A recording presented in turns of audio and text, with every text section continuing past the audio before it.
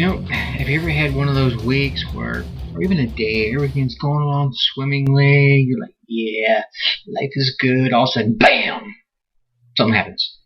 Hey, it's Tracy Brinkmann. Welcome to another episode of Your Success at Last Tips to Improve Performance. I was having one of those weeks. Actually, I was having two of those weeks. Everything was cruising along pretty good.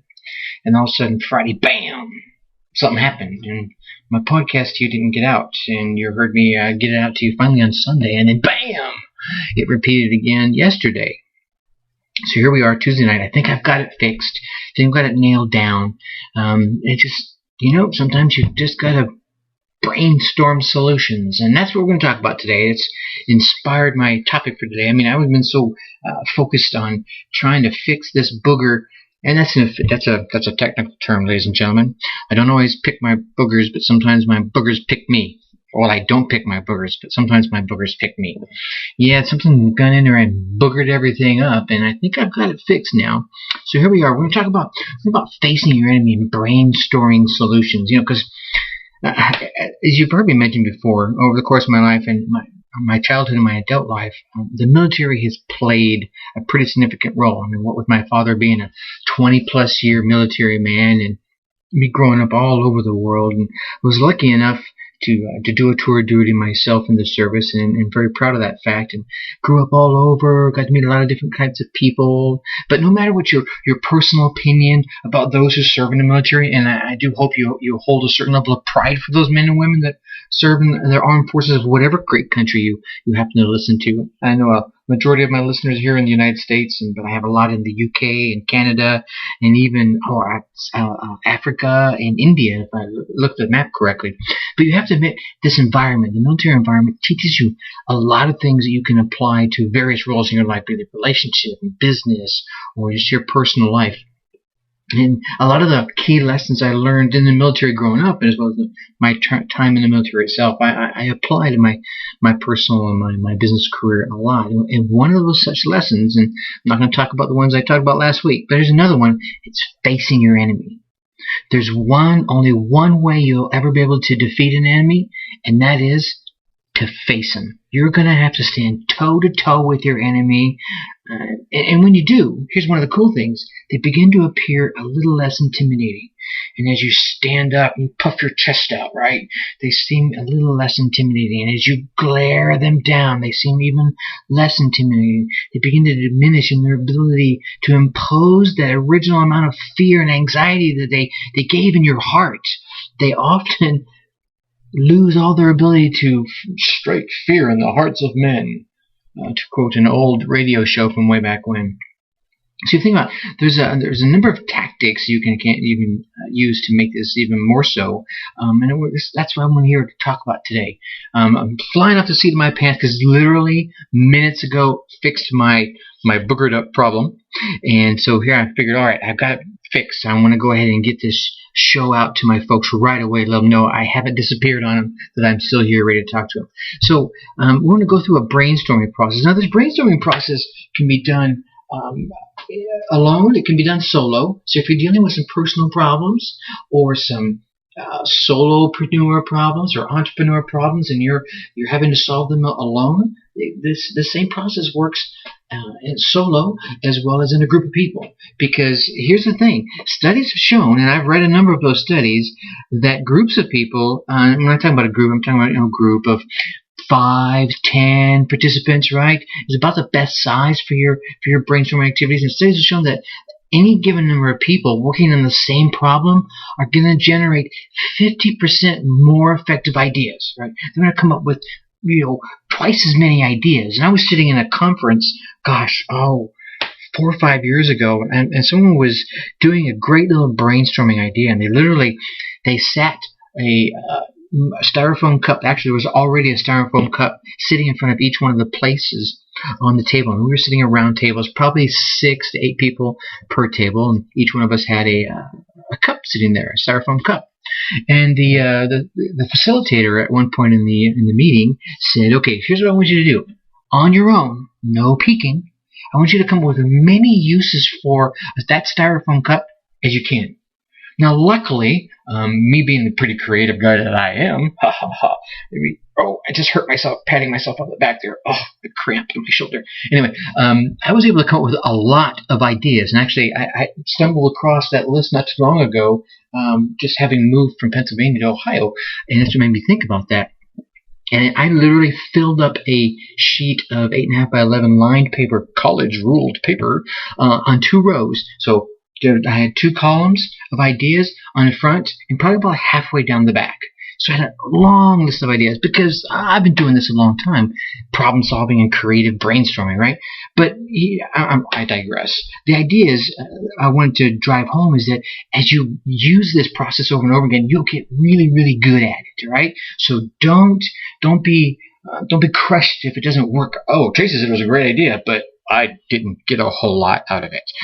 Keep trying it. Trust me, it works really, really well. And when I was able to, so the idea of the process at the meeting I was at was come up with as many ideas as you could alone, and then you brainstorm together as a group with how many ideas you had. Now, a few of the other people at the table had ideas I hadn't come up with, so if you cube all those together, we had like 2 or 3 sheets of ideas together. So here's what I want to do. I'm going to take you through the process. I mean, I know I'm babbling on quite a bit here, so I'll make sure I give you the brainstorming process you can go through. And then you can go through this process alone or with a group of folks. So the first step is to define the problem. No matter how big or how small it is, you need to clearly define what the problem is. You want to create a statement of the problem you're trying to solve for. And when you're defining the problem, don't define this big, ominous problem. You want to come up with something to focus on. One thing I remember when I was back in my Coca-Cola days, we were trying to drive up our fill rate.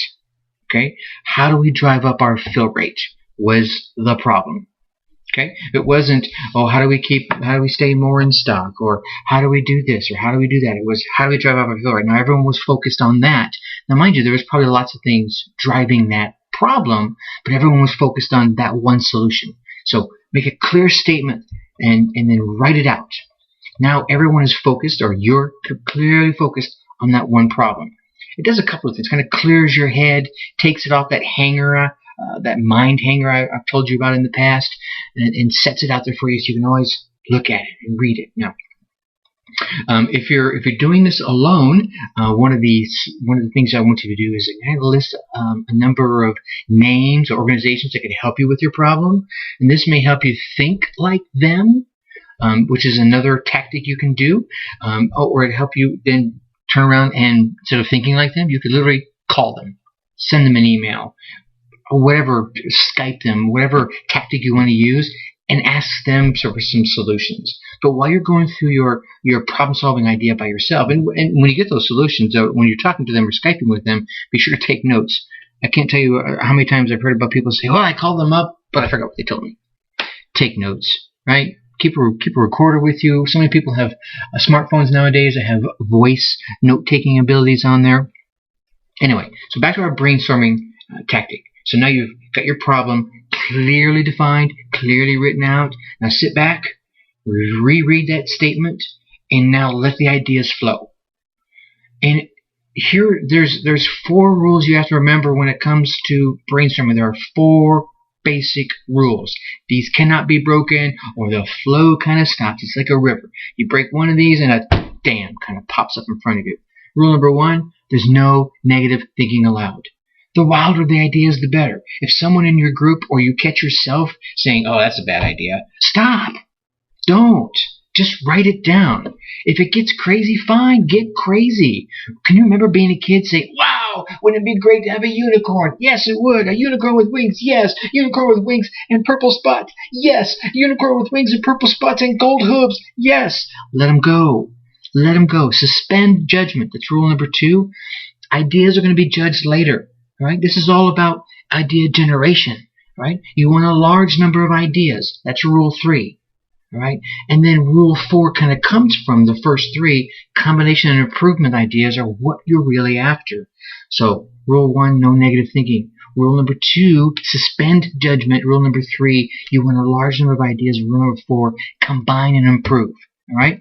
You really want to write everything down, and especially if you're in a group of folks, because what's going to happen is you're going to say, hey, here's my idea, and someone's going to say, here's my idea, and the third person is going to say, here's my idea. And the fourth person, who may not have had idea originally, has heard the first 3 ideas, and then they come up with one, either as a combination of the 3 they've heard, or it just sparks their own creative juices, and you just keep writing, and you'll begin to find that as you're hearing other ideas, your mind starts to follow theirs, and you go down a different path, right? And then you start combining. Oh, wow, that idea by itself, I think, could be improved by this, or by putting these 2 together, by smushing and molding and like Play-Doh and having fun with it, right? So start just writing them all down. Now, after you've gone, and set yourself a time limit for it. Say, hey, we're going to do this for about 30 minutes, 15 minutes, whatever it is, and just write.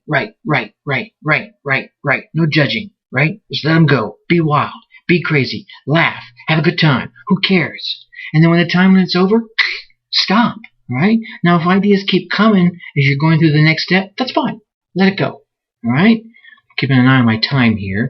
And then you want to go through the next step in the process, which is really going through and kind of critiquing the ideas. Now, you want to critique these ideas for 3 things. One is you want to see how viable they are, right? Is this something you can implement now? Or is this something you kind of have to implement over a medium term of time, over a long term of time? So kind of a short term, medium term, long term ranking, okay? And then you could go along with cost. Is this going to cost me nothing? Is it going to next to that? So like cheap, moderately expensive, or oh my God, I don't have the money for that, right? Expensive. So now you can start looking at your ideas and say, well, this is a great idea, but it's going to take a really long time, but it is really cheap. Or this is an okay idea, we can implement it like in a week, and it costs next to nothing. Well, and then you can then start building yourself a plan to say, well, there's a short-term fix right there, which is like, easy, we could put that in tomorrow and it doesn't cost us a dime. And then there's a medium-term one in there that's going to take us a little longer to implement, and it's still relatively inexpensive, which will get us even closer. But that really great idea, it's going to take us a little while longer to put in place, and it's going to cost us a little bit of money in the process. But these other 2 ideas kind of lead up to it. You can start building yourself a plan to get you from where you are to where you want to be in the long term. So you can hone your ideas and hone your list and really create yourself a working plan just out of your brainstorming session. And this works all the way down to solopreneur, personal life, relationships. Hey, I'm trying to get this date with that lovely lady that I met at work. And start brainstorming ideas. Well, what kind of things does she like? She likes this, like this, like this. What kind of things, do you think she'd like to go to? She like this, like this. And just start, following the path of brainstorming. Trust me, I've done these things.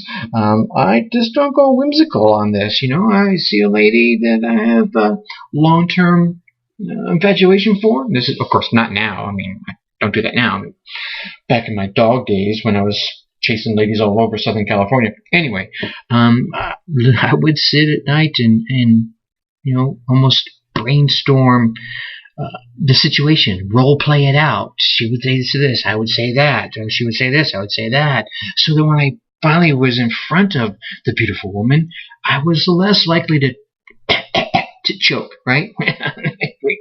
And I was usually the guy who was more willing to go up and approach the most beautiful woman in the room, and was able to land and date and eventually marry what at that time was one of the most beautiful women in the room when I met her. So anyway, try these out. These really, really work. I'm glad to be back. Hopefully this booger doesn't pop back up. I'll keep sniffing it away. Hopefully it'll stay away. And in the meantime, think successfully. Take action. Talk to you tomorrow.